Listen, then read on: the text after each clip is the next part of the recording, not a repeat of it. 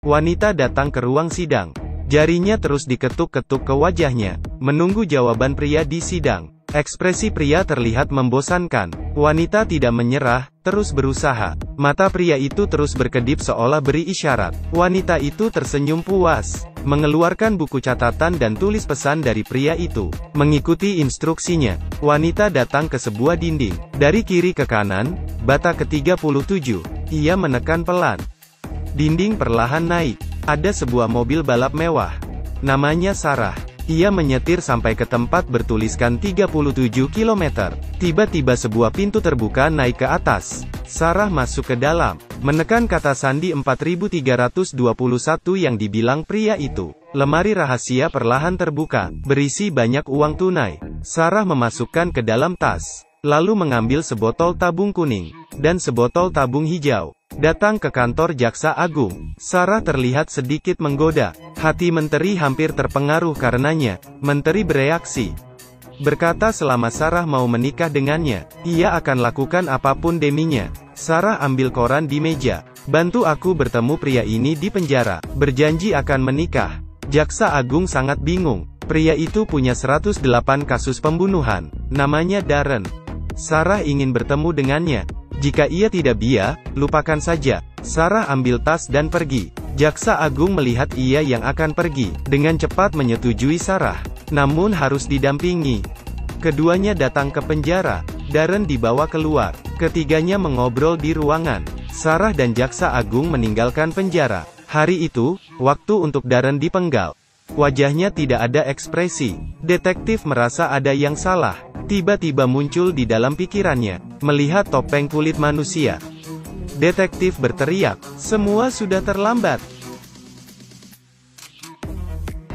Detektif bergegas periksa. Orang yang dieksekusi bukan Darren, tapi Jaksa Agung. Darren ingin seluruh dunia tahu, ia telah dieksekusi. Tapi detektif tahu hal ini. Ia menyuruh bawahannya buat rencana. Darren belum dieksekusi mati. Lapor polisi, bila ada yang melihatnya. Darren sedang merakit bor. Bor ini bisa berputar. Setelah selesai berhasil merakit, ia bersiap datang ke brankas bank. Ia masuk melalui saluran pembuangan, membuat lubang besar dengan bor, perlahan-lahan menghindari alarm. Melepaskan dinding dengan hati-hati. Selanjutnya ada kawat berduri. Ia pakai logam yang sudah disiapkan.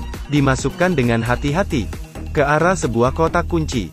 Lalu ia menarik pelatuk. Menetes beberapa tetesan asam kuat. Kotak kunci langsung berkarat. Pintu saluran otomatis terbuka. Air yang deras membanjiri kawat berduri. Jaring alarm berbunyi. Petugas keamanan memantau. Melihat ada kebocoran di ruang bawah tanah.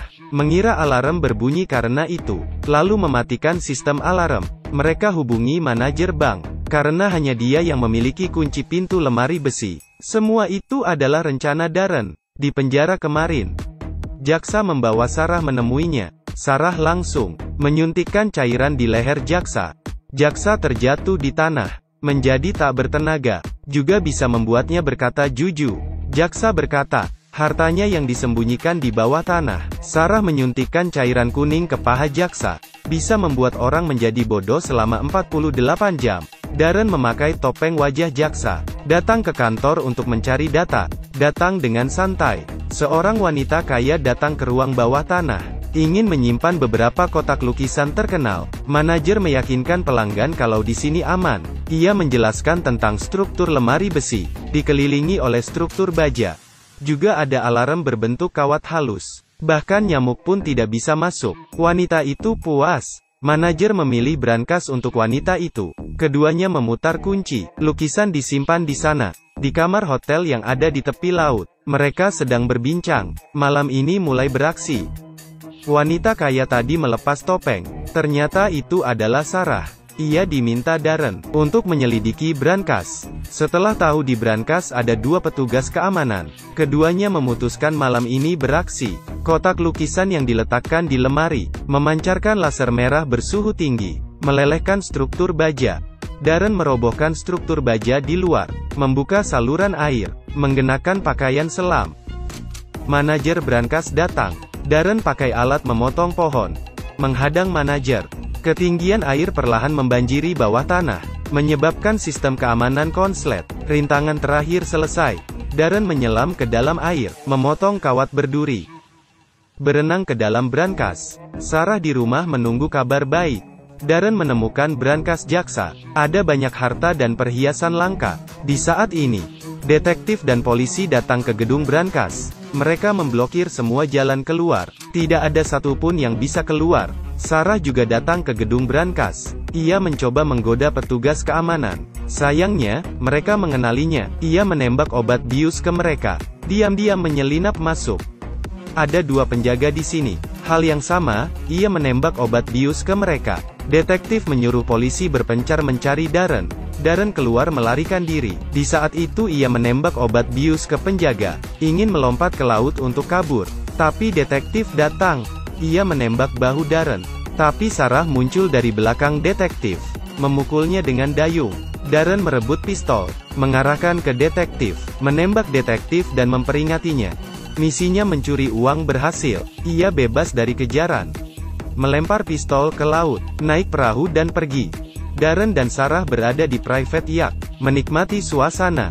Darren memberi Sarah sebuah cincin berlian mahal, tapi cincin itu dibuang ke laut oleh Sarah. Kenapa? Itu milik dasar laut. Mewakili masa laluku. Sekarang aku bertemu denganmu.